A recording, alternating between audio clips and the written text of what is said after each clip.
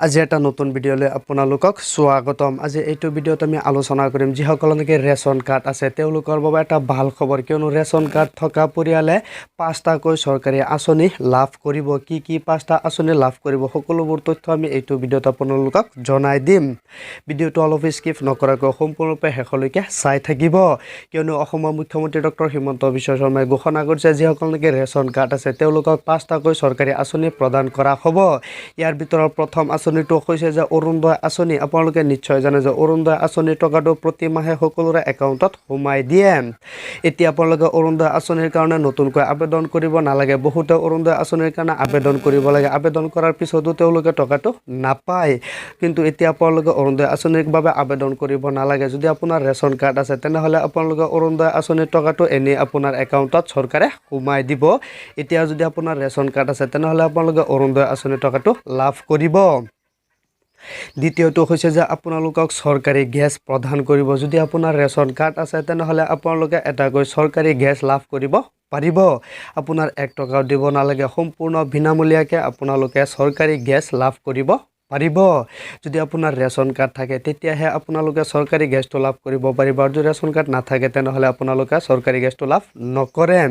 তৃতীয়টো হৈছে যে আপোনাৰ আয়ুষ্মান কাৰ্ড এখন আপোনালোকে লাভ কৰিব। যদি আপোনাৰ ৰেচন কাৰ্ড আছে তেনেহ'লে আপোনালোকে এখন আয়ুষ্মান কাৰ্ড বনাব পাৰিব। সেইটো কাৰ্ডৰ জৰিয়তে আপোনালোকে 5 লাখ টকালৈকে চিকিৎসা কৰিব পাৰিব সম্পূৰ্ণ বিনামূলীয়াকৈ। আপোনাৰ যদি কিবা ডাঙৰ বেমাৰ হয় তেনেহ'লে আপোনাৰ যদি 5 লাখ টকাৰ প্ৰয়োজন হয় তেনেহ'লে আপোনালোকে এইটো কাৰ্ড লৈ আপোনালোকে চিকিৎসা কৰাব পাৰিব। 1 টকা আপোনাৰ দিব নালাগে, সকলোখিনি টকা চৰকাৰে প্ৰদান কৰিব। এইটো কাৰ্ড লৈ আপোনালোকে বাহিৰত গৈও চিকিৎসা কৰাব পাৰিব।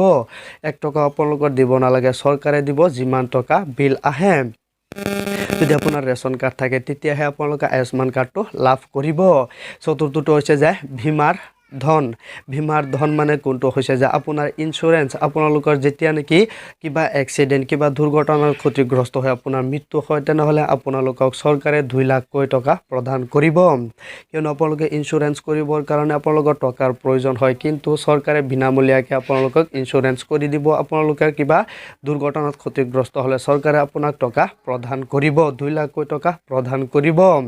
যদি আপোনাৰ ৰেচন কাৰ্ড আছে তেনেহ'লে আপোনালোকে এইকেইটা সুবিধা লাভ কৰিব পাৰিব। যদি ৰেচন কাৰ্ড নাই তেনেহ'লে আপোনালোকে সুবিধাকেইটা লাভ কৰিব নোৱাৰে।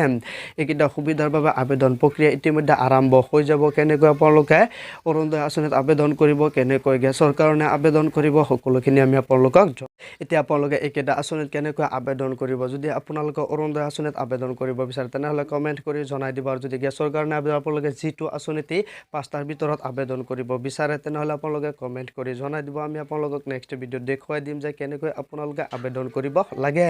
যদি আপোনাৰ ৰেচন কাৰ্ড থাকে তেনেহ'লে আপোনালোকে এই 5টা আঁচনিৰ সুবিধাটো লাভ কৰিব। এই আঁচনিটো আপোনালোকে কেনেকৈ আবেদন কৰিব, যিটো আঁচনিত আবেদন কৰিব বিচাৰে তেনেহ'লে আপোনালোকে কমেণ্ট কৰি জনাই দিব। আমি নেক্সট ভিডিঅ'ত আপোনালোকক দেখুৱাই দিম কেনেকৈ আবেদন কৰিব লাগে।